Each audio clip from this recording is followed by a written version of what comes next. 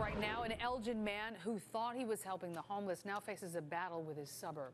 During this cold snap, Greg Schiller is taking in the homeless. He's housing them on his property. But as NBC5's Chris Hush tells us, the city of Elgin is cracking down. We have 10 cots.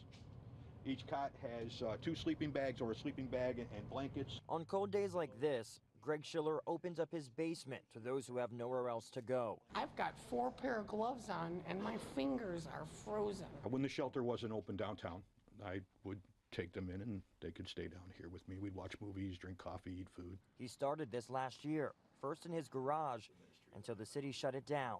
Then he moved it to his basement. If someone is made to stay out in the cold, they're going to die. Someone is going to die this winter. You know, and that's the reason why I started doing this. Since the middle of December, Greg Schiller has hosted the homeless here in his own basement about a half dozen times, until this morning when he received this notice from the city saying he has 24 hours to clean up. In a statement, the city says, while we appreciate those who volunteer to provide additional resources in the community, Mr. Schiller's house does not comply with codes and regulations that guard against potential dangers. If Schiller doesn't comply, he says the city will seize the house. My ceiling's not tall enough to have sleeping down here.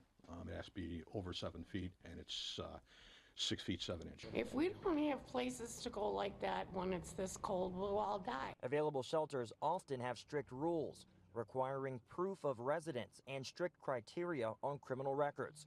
Not to mention, warming centers usually open up only when the temperature hits a certain degree. It makes me angry. It makes me angry. Schiller now working with other churches to keep those who he calls his friends alive. The next time that shelter downtown doesn't open, I'm not going to sleep that. In Elgin, Chris Hush, NBC5 News.